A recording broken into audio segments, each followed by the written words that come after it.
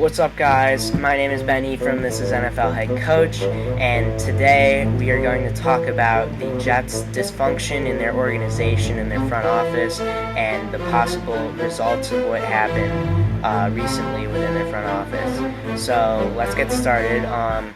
Basically, what happened, if you haven't heard, the Jets fired their general manager, Mike Maccagnan, and they hired their head coach, Adam Gase, as their interim GM, which means he will be taking place as acting GM until they can find a future replacement.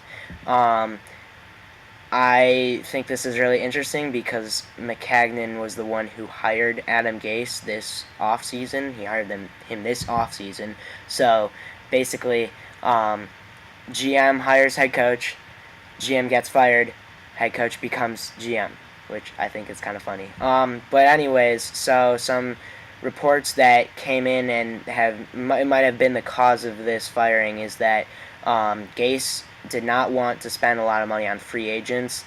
As many of you may or may not know, the Jets went out and they had a lot of cap room, a lot of money to spend on free agents, and they chose to spend a lot of it, which can be a good thing or a bad thing. I'll talk about that later in the video. But they signed some very big-name free agents, including running back Le'Veon Bell, pass rusher C.J. Mosley, and then they would have signed pass rusher Anthony Barr, but Anthony Barr chose to back out of his deal and re-sign with the Minnesota Vikings, who he was formerly part of.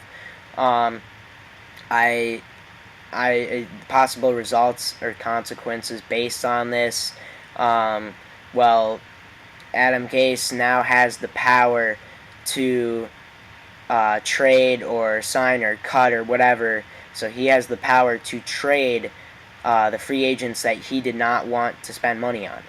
He has the power to do that. So he can trade Le'Veon Bell, he can trade C.J. Mosley and say, I never wanted them in the first place. I don't want them on my roster. I don't want to pay the money for them.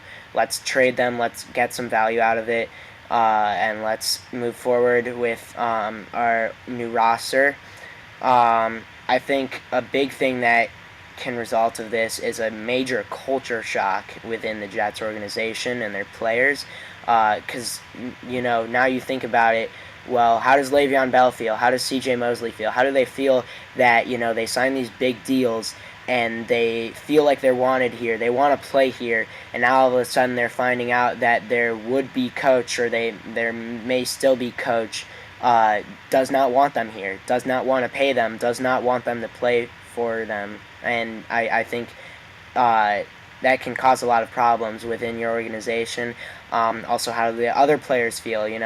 All this dysfunction and disorganization, and how does the other staff feel? How does the rest of the coaching staff feel? All these big changes coming into place, a lot of uncertainty. I think it can be a major problem within an organization, within a football team, and there's a lot of loss of trust that happens as a result of this, and I don't see it going very well, at least at this point. Also, Gase may have been given too much power. Because he is now the head coach and the general manager, and some problems, in my opinion, with this are that he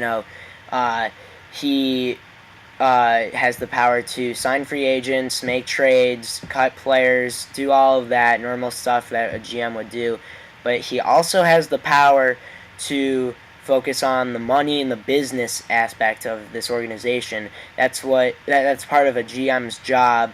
And now he's focusing on a lot of other things other than how do we win football games. He's focusing on how do we get fans in the stands throughout the course of the season. How do we get jersey sales? How do we turn the most profit we can? Because this is a business. The NFL is a business. These teams are businesses. They're trying to make money. They're trying to make as much money as possible. It is a business. That's what it is. It's just through a sport, through football. and I think that this can cause a lot of problems. He's focusing on a lot more than he normally would. He's also in charge of finding a new GM that will replace him as interim GM and be their GM for at least the near future. He gets to make that decision, but he gets to make a lot of these decisions. Everything as of now revolves around his decision making within this organization.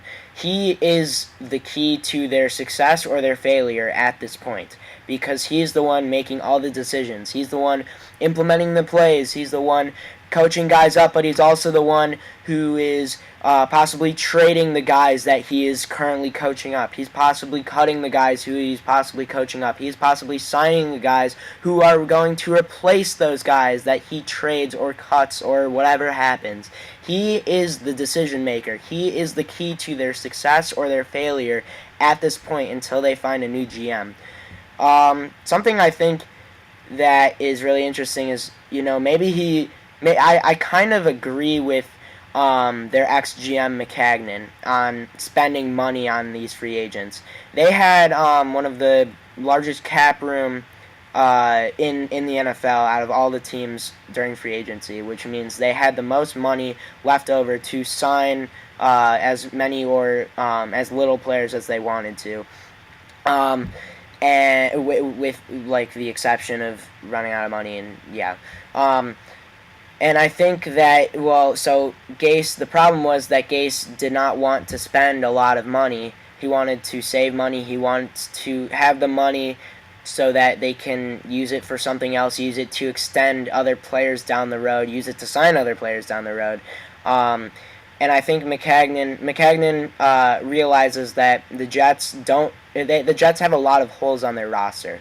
Right, the Jets were not a good team this past year. They needed to fix a lot of their positions and a lot of their spots through football, and so he made these decisions. Let's go out. Let's get these good players. Let's fill some holes on our roster, and let's fill them with star players. Let's fill them with players who, yes, we're paying a lot of money to them, but that money could definitely be worth it because we are going to win more football games with these players than we are without them. And I agree with McCagnon. You have to be aggressive. I respect his aggressiveness. You have to be aggressive enough to be a successful football team in this league, in the NFL.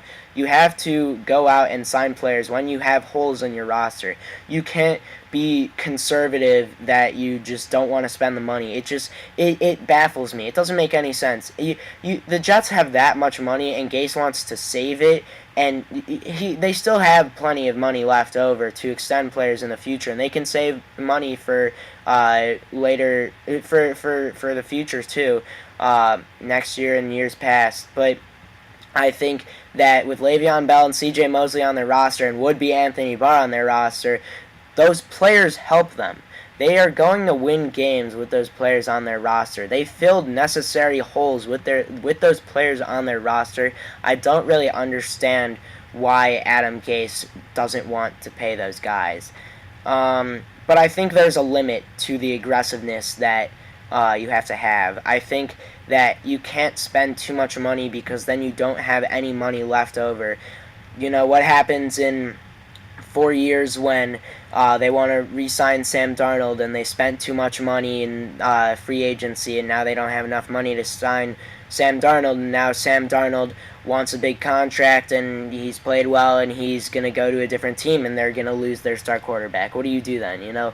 I agree with Gase that you have to be somewhat conservative, but when you have that much money, when you have the amount of money that they did and the amount of cap room that they did, you have to go out and spend it. You have to. You just can't sit by and not let and not sign these star players, not sign these amazing, talented football players who are going to help your team win football games.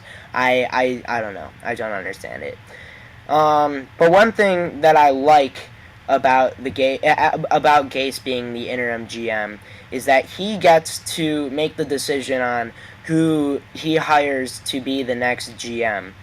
And I think that's good because I think that Adam Gase can hire someone who he works well with, who he has the same views and opinions on, and what to do with this organization and how to be successful and other stuff like that. Someone he likes, someone that he works well with. I think that is a very positive thing. I think that if he makes a good decision, which I think he will, then that'll be very beneficial to the Jets and their organization. But I think as of now, the bad outweighs the good because of just this culture shock and this dysfunction and disorganization. And I don't know. If Gase doesn't hit this GM hiring out of the park, then I don't know how good they're actually going to be this year with some talented players on their roster.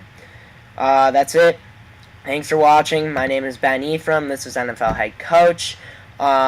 Recently, actually, I created a Patreon account. Patreon, if you don't know what that is, it's an app where creators like me can get paid for what they do. For me, you pay me to show exclusive behind-the-scenes stuff, or I'll make a special video that only my patrons, that's what they're called when you pay for it, that only my patrons can see because they pay for it. And it's an interesting opportunity for both sides, I think. So it's called NFL Head Coach. If you have Patreon, definitely either follow me or please, if you can, become a patron. But thank you so much for watching. My name is Ben Ephraim. This is NFL Head Coach Culture.